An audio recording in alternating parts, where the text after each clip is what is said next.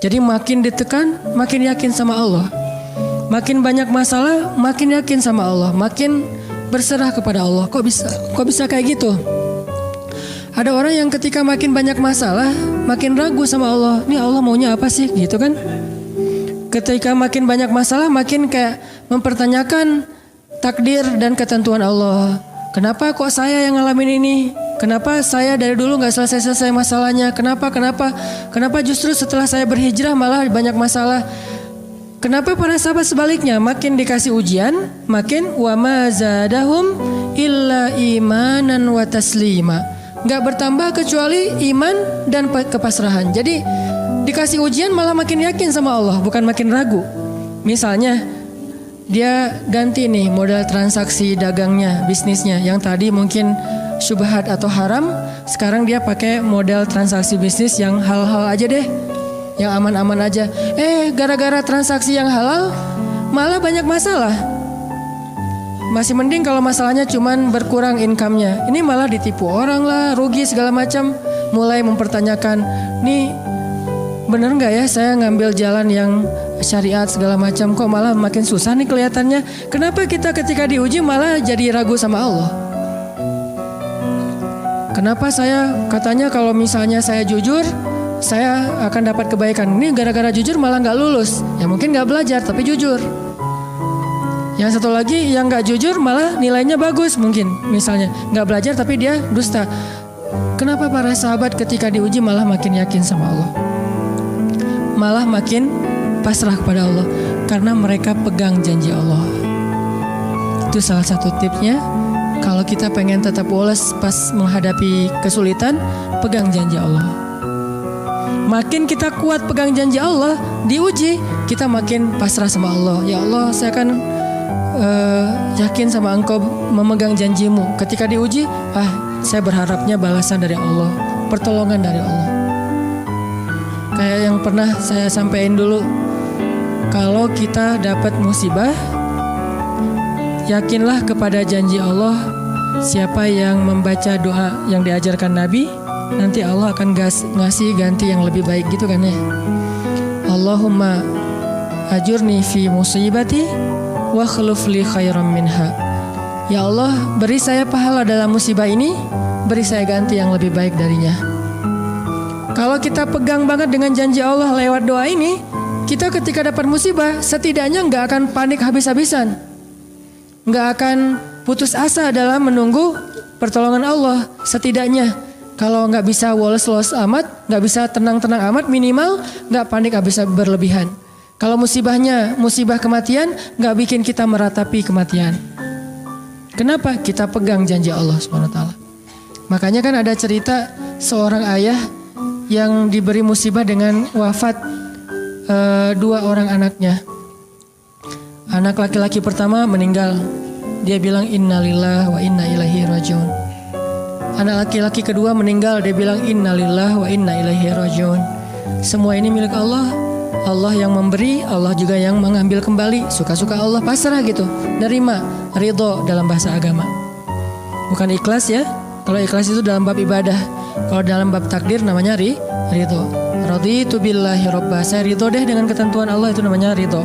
Bukan yang ikhlas ya. Ikhlas apaan? Orang gak lagi ibadah kan, lagi ada musibah. Jadi bukan yang ikhlas ya, bukan. Tapi yang ridho ya. Kalau mau lebih tepat nih, tapi gak apa-apa deh, pakai bahasa kita aja. Tapi kalau mau lebih tepat maknanya, yang ridho ya, sing ridho ya gitu, bukan sing ikhlas. Karena ikhlas itu ibadah ritual. Nah, dia ridho tuh. Innalillahi wa inna ilaihi rajiun. Innalillahi wa inna ilaihi rajiun. Yang ketiga meninggal juga. Dan dia mulai agak ragu nih. Kok gini-gini amat ya. Suatu malam dia bermimpi 2 anaknya itu dalam mimpi itu ayah ini mau jatuh ke sebuah jurang yang di bawahnya api, kayak api neraka gitu. Ditarik sama 2 anaknya, cuman gak kuat. Kata mereka, seandainya adik ada di sini pasti bisa narik nih, bisa nyelamatin ayah. Kalau adik ada di situ, kenapa cuma 2 yang nolong? Karena 2 itu yang dia ridho, yang satu lagi nggak ridho. Akhirnya cuma 2 orang yang bisa nolong dia di akhirat. Bangun dari mimpi dia sadar, oh ternyata justru Allah pengen nolong dia di akhirat dengan musibah itu.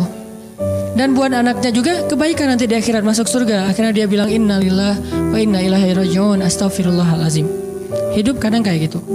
Ketika kita pegang janji Allah, ada sesuatu yang kita tunggu di dalam kesulitan hidup kita, sehingga buat kita selalu punya harapan. Tapi kalau kita nggak pegang janji Allah, kita nggak nunggu apa-apa kecuali mengeluhkan keadaan kita, dan itu bikin kita lemah. Ditolak yang pertama, innalillahi wa inna ilaihi rajiun. Ya Allah, beri saya yang lebih baik darinya. Nemu nih, ditolak lagi. Lebih cantik tapi nolak juga, kan lebih sakit ya. Lebih cantik ditolak lebih sakit. Ya Allah, beri yang lebih baik lagi. Makin lama makin di puncaknya rasa sakit yang udah gak tahan, diterima. Ini happy ending nih. Ada gak ya yang kayak gitu ya? Kalau jarang ada, berarti belum mempraktekkan jurus ini nih. Kalau pengen kayak gitu, coba tes deh. Cuman kalau ngetes Allah, Allah tahu sih ya. Coba deh praktekin, bukan ngetes, praktekin. Nanti pasti kita akan ngelihat hasil yang luar biasa. Jadi pegang janji Allah. Saya kalau nggak selalu sih, kadang-kadang nih, terutama hal-hal yang masih mampu. Ada musibah kecil, langsung berpegangan pada janji Allah. Nah, ntar Allah ganti yang lebih baik. Tapi itu harus dengan bahasa hati ya, bukan dengan lisan doang nih. Wa khluf li khairam minha. Hati nggak percaya. Allah kan bermuamalah, berakad dengan kita lewat hati itu teman-teman. Allah nggak berakad dengan kita lewat lisan doang. Makanya niat itu kan sesuatu yang terbersih di dalam hati. Walaupun dalam prakteknya ada mazhab yang mengucapkan, ada mazhab yang tidak mengucapkan. Yang jelas secara definisinya terbersih di dalam hati. Innamal a'malu binniyat. Terus Nabi menunjukkan dalam riwayat yang lain, Nabi menunjukkan ke dadanya atau hatinya. Artinya Allah berakad dengan kita itu dengan hati. Jadi kita kalau mau ditolong Allah, katakan kalimat itu dengan benar-benar yakin di hati kita. Wa khluf li khairam minha. Emang yakin saya Allah bisa ganti nih. Yakin. Gimana caranya? Itu bukan bagian kita, itu bagian Allah. Bagian kita berharap, bagian Allah memberikan cara. Jangan sampai kita mengambil bagian Allah. Pasti kita akan kebingungan. Orang kita bukan Tuhan. Mengambil bagian Allah apa? Harus jelas caranya. Kalau nggak jelas nggak percaya. Terlalu logis. Akhirnya nggak lagi ada ruang untuk kita berharap kepada sesuatu. Jangan ngambil bagian Allah. Gimana caranya? Ya terserah Allah. Yang penting saya berharap Allah ganti yang lebih baik. Ikhtiar urusan kewajiban kita kepada Allah. Bukan cara itu teh. Kewajiban kita kepada Allah. Ikhtiar itu dalam agama kayak ibadah, sholat, puasa, zakat. Bukan jalan untuk menemukan suatu kebaikan, karena Allah yang menentukan. Kadang-kadang kita ikhtiar ini jalannya dari yang lain. Kita ngejar, ternyata dapatnya justru yang sering pakai curhat. Kan beda-beda kan cara Allah ya. Kita ngejar, nggak berhasil, curhat lagi ke teman kita di sebelah. Ternyata dia bukan dia yang jadi sama dia, kita jadi sama dia gitu maksudnya. Ini artinya emang Allah yang punya cara, asbab, subul. Walladzina jahadu fina lanahdiyannahum subulana. Orang yang bersungguh-sungguh di jalan kami yang akan tunjukkan kepada cara-cara menuju kepada kebaikan. Subul bukan cuma satu. Kalau satu sabil, ini berarti Allah yang punya cara. Ya Allah, beri saya ganti yang lebih baik. Saya yakin banget nih. Kata teman kita, caranya gimana? Kayaknya mustahil deh. Allah punya cara. Allah bisa mendatangkan sesuatu dengan cara-cara yang kita mengerti, ilmiah, logis. Bisa yang dengan cara yang kita nggak ngerti, nggak ilmiah, nggak logis. Bisa juga dengan sebalik dari apa yang kita ngerti. Kita ngertinya gini, Allah bikin yang sebaliknya. Allah punya banyak cara. Contoh, Allah mendatangkan kita, melahirkan manusia itu dari pasangan ayah dan ibu. Ilmiah, logis, bisa dijelaskan secara keilmuan. Tapi Allah juga bisa mendatangkan seorang anak tanpa ayah seperti Isa dari rahimnya Siti Maryam yang suci. Atau bisa juga mendatangkan seekor onta bukan dari induknya tapi keluar dari batu seperti ontanya Nabi Solih. Allah bisa mendatangkan segala sesuatu dari cara-cara yang yahtasib aula yahtasib. Yang kita mengerti atau kita tidak mengerti. Makanya Allah mengatakan wa yarzuqhu min haitsu la yahtasib. Allah kasih rezeki dari jalan haitsu la yahtasib, yang gak pernah kalian duga. Berarti kalau masih keduga bukan itu jalannya. bisa sih kayaknya jalan ini, bukan itu. Bisa sih gini, bukan itu. Terus jalannya apa? Yakin, itulah jalannya. Allah yang akan mendatangkan dengan surprise. Kayaknya surprise itu lebih seru sih. Dan surprise Allah itu emang pasti. Kalau surprise teman kita pas kita ulang tahun, kenapa ya hari ini kok biasa-biasa aja ya, nggak ada yang ngucapin, nggak ada yang ngasih hadiah misalnya ya. Kita masih berharap, mungkin mereka pengen ngasih surprise. Nanti malam-malam tiba-tiba saya masuk ke rumah, saya buka pintu rumah saya, tiba-tiba orang udah ngumpul semua di dalam rumah, terus ngasih surprise happy birthday gitu, balon segala macam, gitu-gitu deh. Bisa. Tapi apakah itu terjadi? Belum tentu. Pas kita pulang ke rumah udah siap-siap gitu. Gua mah nggak akan kaget lah, yang gitu-gitu pasti udah disiapin. Buka pintu, ngelihat ke dalam, jalan pelan-pelan, nyalain lampu, kosong, nggak ada siapa-siapa. Manusia bisa gitu banget kan? Teman kita atau pasangan kita berpikir, pasti dia ingat lah, nggak mungkin dia nggak ingat hari jadian kita atau hari putus kita terus jadian lagi, atau hari lahir lah minimal, pasti dia ingat. Tapi belum tentu dia bisa ngasih kita surprise seperti yang kita harapin. Kalaupun dia ngasih surprise, kadang-kadang kado atau hadiahnya itu nggak seperti yang kita harapin, biasa-biasa aja ternyata. Mungkin dia lagi nipis keuangannya, nggak punya modal apa-apa, ya udah ngasih apa yang ada aja, pulpen, permen. Nah, Allah nggak gitu. Allah kalau ngasih surprise itu benar-benar ngasih dan buat kita benar-benar ngerasa beruntung kalau kita percaya. Makanya berakatlah dengan Allah lewat hati.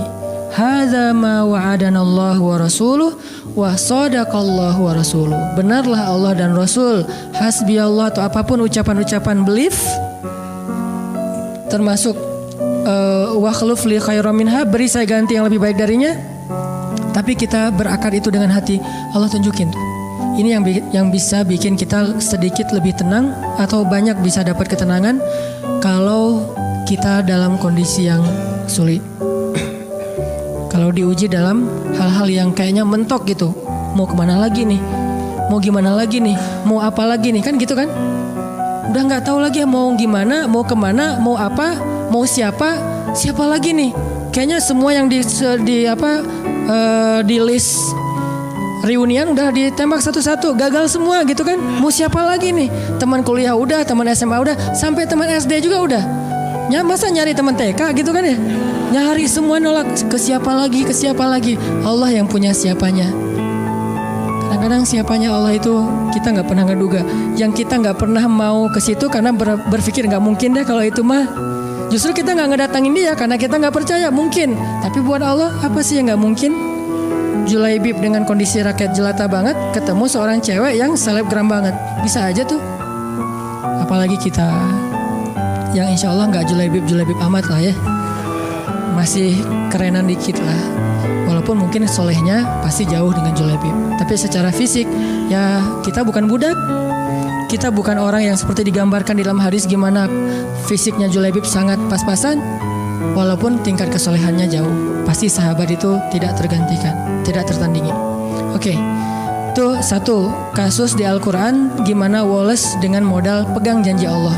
Berakad kepada Allah dengan hati. Ini kata kuncinya. Berakad kepada Allah dengan hati. Dan Allah pasti la yukhliful mi'ad. Gak akan ingkar janji. Gak akan kalau dengan hati. Masalahnya tingkat hati juga darajat. Lahum darajatun inda rabbihim. Orang yang beriman itu bertingkat-tingkat. Ada yang imannya itu benar-benar luar biasa. Sampai hal yang paling mustahil buat dia tuh gak ada yang mustahil buat Allah. Ada yang berimannya yang berat-berat mah dia masih agak-agak ragu, yang ringan-ringan dia masih yakin. Berarti aku tergantung prasangka hambaku kepadaku.